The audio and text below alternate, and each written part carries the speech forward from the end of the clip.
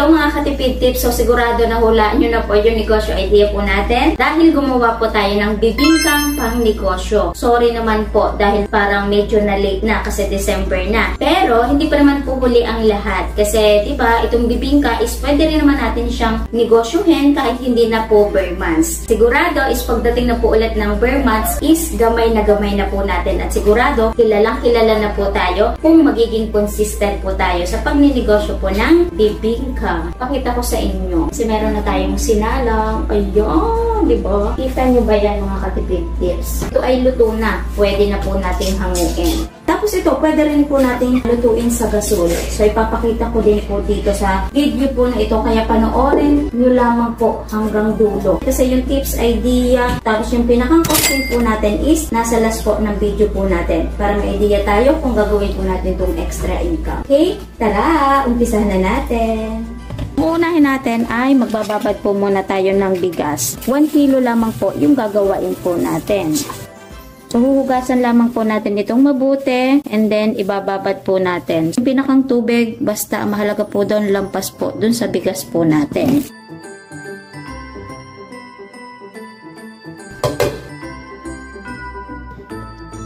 So, ayan, kagagaling lamang po natin sa palengke at napagiling na po natin itong ating bigas. So, ngayon, hindi po agad natin ito lulutuin. Para mas maganda yung kalabasan ng ating bibingka, ibababad po natin to or ipeperment po natin at least 6 hours. So, ngayon ay alas 9 po ng umaga siya nagiling. So, babalakyan po natin yan ng 3 PM. Tapos ito, bumili na din tayo ng dahon. So, ire-ready na po natin ito para mamaya is magagawa na lamang po tayo ng ating bibingka. Okay, so after 6 hours, eto na po yon. Na-erase na po natin. Kung napapansin nyo is hindi siya pantay kasi nahalo ko na siya. So, isama na natin yung mga ingredients. Asukal, iodized salt or rock salt, pwede rin po. Yung isang sachet po ng ating baking powder. Dito po sa ating 1 kilo ng bigas. So, yung pinakang tubig po natin, nung dinala ko po ito sa gilingan, is igan na siya kasi itinapon ko po yung pinagbabaran. Ngayon, sasabihin nyo lamang po sa gilingan kung anong gagawin po ninyo kasi alam na po nila kung ano po yung gagawin. So, sila na lang din po ang magdadagdag ng tubig kung kinakailangan. Tapos, kung napapansin nyo, diba kanina, sobrang lapot ng ating mixture. Pero mamaya, kapag nahalo na po natin yan ng ayos, is medyo lalabnaw na po yan. So, haluin lang natin mabuti. Isasalin ko lamang siya sa isang lagayan kasi hindi ko po mahalo ng ayos yung ilalim. So, ganito po yung pinakang texture. Kapag nahalo na po natin yan ng mabuti, i-rest lamang po ulit natin habang inaayos pa po natin yung dahon na gagamitin natin, yung pagpapadikit ng uling. Marerest po ulit siya. So, aalsa pa yan. So, babalikan po natin. Ito yung size na gagamitin po natin. Ang size nito ay 7 inch. Tapos, yung pinakang bilog na gagawin po natin ay kasukat po nito. Kung ano po yung binilugan, ayun po yung bilog na gagawain ko. Para may idea lamang po tayo. So, pupunasan lamang po natin yan. So, magbibilog na lamang po tayo ng magbibilog para dire-diretso po yung pagluluto po natin. At ngayon ay magdidikit na tayo ng ating uling. Meron na tayong pinalingas na uling. Dadagdagan na lamang po natin yan. Huwag natin masyadong kakadamihan yung sa ilalim. Kasi baka mamaya, di ba, hindi natin control yung pinakalakas ng apoy. So, tama lang. So, ito ay palilingasin ko lamang po. OMG, ang gabok natin dito. Kakala tayo ngayon dito. Okay.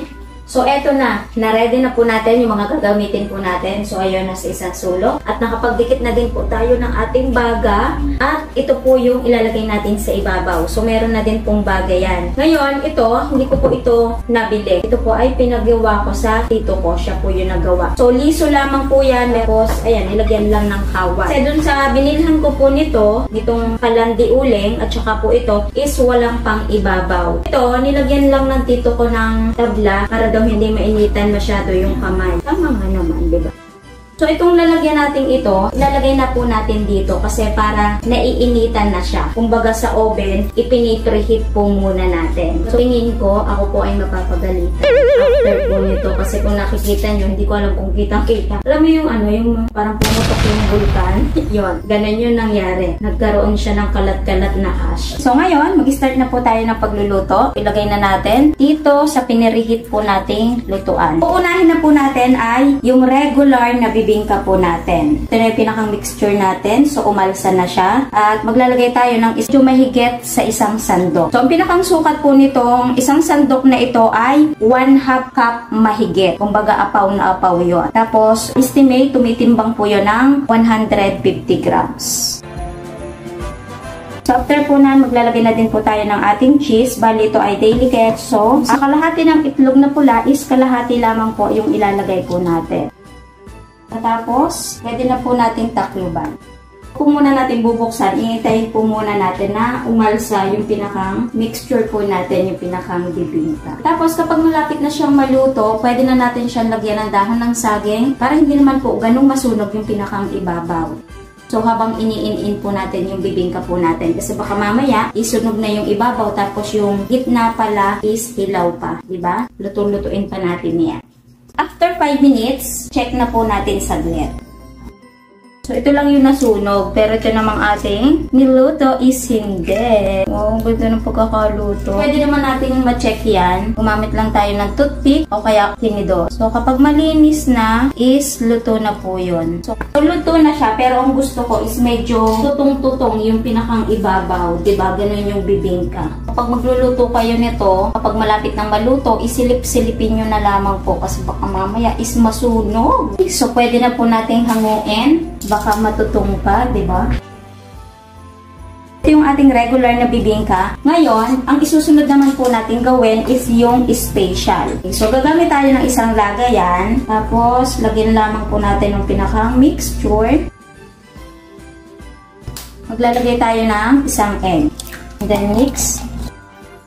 So, dito malalaman natin yung lasa, yung pinagkaiba ng texture, ng may itlog at saka wala. So, yung pinakang cheese natin. Tapos, yung itlog na pula po natin, ilalahat na po natin itong kalahati. Tapos, pwede rin naman mag-request si customer, isang buo ilalagay. So, pwedeng additional na lamang yun, di ba? Overload bibingka. Pwede na po natin ulit takpan. Agad-agad, papahida na po natin yan ng margarine para nagme-melt na yung margarine natin dito sa bibingka po natin. So, estimate na luto po natin dito ay 8 to 10 minutes pero depende pa rin po yon sa lakas ng baga po natin. Mabilis lang siyang gawin at maganda siyang gawing extra income. Ang mahalaga talaga sa pagnegosyo is consistent, di ba? Kung gaano tayo kadesidido dun sa tinitinda natin, hindi naman imposible na lumago po yun. Consistent. Baka mamaya sunog na si consistent.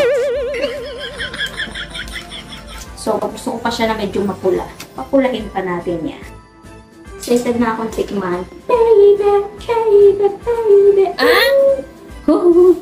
Okay.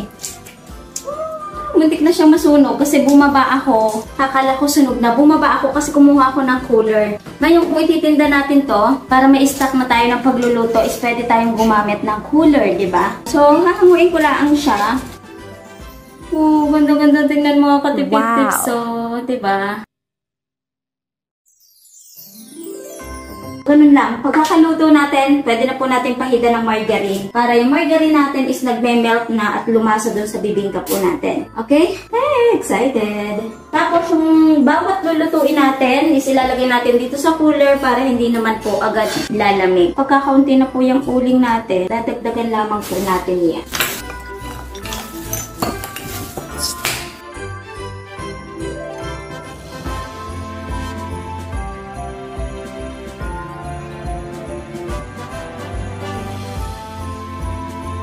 Takip natin. Okay, so ito, pwede rin namang lutuin natin to sa gasol. So, halimbawa, wala tayong kalandi uling, pwede pa rin po tayong makagawa. So, yung pinakang apoy natin dyan is alalay po lamang. Parang nag-i-in-in tayo ng kanin. Tapos, yung pinakang cheese natin. Log na pula. poproblemahin na lamang natin is yung paglalagyan natin ng uling sa ibabaw. Kung wala naman tayong ganito, hindi tayo nakapagpagawa, pwede naman tayong gumamit ng mga sira ng kaldero, planggana, basta yung yero. Kaya yung mga baking pa natin na hindi naari, so pwede dyan. Ganun lamang din po yung tagal ng ating pagluluto, 8 to 10 minutes. So babalikan natin yan. So, magandahan din siguro dito kapag gasol yung gamit yung pinakang ilalim, control natin yung init, di ba? Siyempre, papahida natin yan ng margarine. So, lulutuin ko lamang po ito lahat and then magbabalik po tayo. Para may idea tayo kung makakailan tayo sa 1 kilo ng bigas at doon sa binili nating uling, kung mauubos ba natin yung ganang 50 pesos para sa costing is hindi po tayo mahihirapan. Okay, so ngayon, natapos na tayo. At nandito siya sa ating cooler. Yung masarap po talaga sa ating bibingka is mainit-init pa. 1 kilo, tayo po ay makaka 11 pieces. So yung pinakanlaki nito is saktong-sakto. Ayan, nauna na yung ating nyog. Sa bibingka is merong nyog. Ilalabas ko na lahat para inyong makita na kasi dito is hindi kita. So ito yung titikman natin. Yung with egg, saka yung walang egg. Tapos yung dalawa is nakain na agad-agad. Ganun kabilis. So, yan. Yung ating bibingka. So, yung pinakang huling luto natin, medyo napadark yung ibabaw. Pero okay lamang po yan. Kasi masarap yan. Malutong-lutong. Diba? Ang gandang tignan mga katipid tips. So, ngayon, ilalagay ko na po ulit ito sa cooler po natin. Kasi sayang naman kung lalamig. Diba? Diba? So, ito na yung ating with egg. So, medyo napirat yung ating naunang niluto. Kahit ganon, mga katipid tips, ang lambot pa rin. Yun! Wow! Ganda. So, unahin na natin itong yung classic, yung walang egg. Kumbaga sa ano, regular. Ang lambot mga katipid tips, oh. Ano? Tapos, hatiin natin. Wow! Ang ganda ng texture. At saka yung amoy nyo, bibingkang mga katipid tips. Tapos, isawsaw ko dito sa nyog. Sama ko yun. So, dito, halimbawa, kung medyo natatabangan tayo sa sugar, pagkaluto, yung pagkapahid ng ating margarine, pwede po tayo maglagay ng sugar. Pero, optional lamang naman po yun. Ito naman yung ating with egg. So, malambot din to mga katipid tips. Parehas lamang din po nung ating regular. So, yan. Oh my God! Hindi ka na masunog yung ilalim, pero okay lang yan. Ito yung pinakang texture, malambot pa rin. So, tikman naman natin ngayon. Yung bibingka with egg.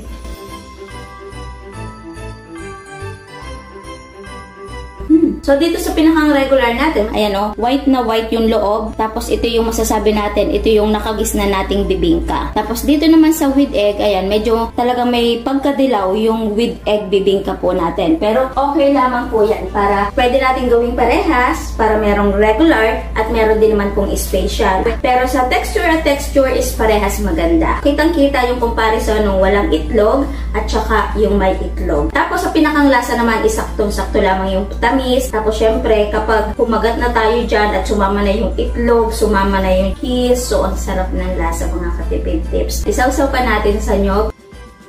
Parang nadadama ko na yung Pasko. Ito na naman yung tipon na sarap-sarap magkape.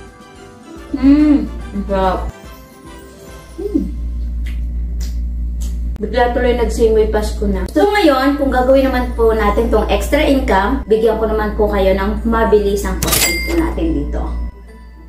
Kung sinasabi is magkokosting pa rin po kayo na sa inyo kasi iba't iba naman po tayo ng lugar at iba't iba po tayo ng presyo. So dito, idea kung paano po natin i-costing yung ating pong bibingka pang negosyo. So umpisahan po natin sa 1 kilo ng bibingka na ginawa po natin, 55 pesos. Baking powder, 15 pesos. Salt at asukal, pagsamahin na po natin, 20 pesos. Sa cheese po natin, 1 box, 33 pesos. At nakagamit po tayo ng 3 itlog na pula, 45 pesos. Kaya ang total po ng ingredients ay 168 pesos. Ngayon, magpa-plus pa po tayo ng other expenses. So, dito sa pinakandahon po natin, ang bili ko dito ay 50 pesos, isang TP po ang tawag. Pero, dahil 1 kilo lang naman po yung ginawa po natin, ang dami pa pong natira. So, sabihin na po natin na 20 pesos po sa pinakang dahon po natin. Ngayon, itong dahon po natin, para mas tumagal po ang buhay, pwede po natin itong ilagay sa ref. Para matagal pong dumilaw yung pinakang dahon. At yung sa uling naman po natin, bali, ang bili ko po dito ay 50 pesos. Punong-puno na po yun. So, meron pa pong natira. Ngayon, sabihin na po natin na 40 pesos yung pinakang uling po natin. Tapos, yung pagpapagiling po natin ay 25 pesos ang isang kilo. So, meron po kaming gilingan dito sa bahay. Yung ginamit po natin nakakaraan sa peanut butter. Hindi ko na lang po siya nagawa kasi alam nyo na, meron po tayong baby. So, talagang para laging nagmamadali yung kilos po natin. Kung gusto nyo pong umorder online ng gilingan na ginagamit ko, ilalagay po ako ng link sa description box. Okay? So, ang pinakang advantage kapag meron po tayong gilingan, lalo na po ngayon, magpapasko, so talagang pila-pila yung pag-iintay po natin sa paggiling. So, halimbawa, kung meron tayong sariling gilingan, puno dun sa gilingan, diba? So, makakapaggiling po tayo kahit anong oras. Lalo na kung meron po tayong bini-business na ginigiling. Talagang advisable na merong gilingan para hindi po tayo maatrasado sa mga ginagawa po natin. Ina po natin na 50 pesos para sa pamasahe po natin. Kaya ang total po ay 278 pesos. Ngayon, i-divide po natin sa 11 pieces na ginawa po natin. At ang kalalabasan po nun, kada isang bibingka may puhunan na 25.27. Ngayon, sabihin na po natin na 30 pesos kasi ipapackaging pa po natin ito. So, simple lang naman yung pinakang packaging po natin kasi pwede tayong gumamit ulit ng dahon. Sipitin lamang po natin yan at ilagay po natin sa plastic labo. And then, magbalot po ng kaunting nyog at kaunting asukal. So, optional po yung pinakang sugar po natin. Okay? Ngayon, ang bentahan po nito, pwede po nating ibenta ng 50 to 60 pesos pero para sa akin, pwede na siya sa 60 pesos. Kasi, di ba, meron pa po tayong labor. Pag minus po natin yung puhunan, posible po tayong tumubo po ng 30 pesos po kada isang bibingka. Times po natin sa 11 pieces na nagawa po natin sa 1 kilo. Posible po tayong tumubo ng 330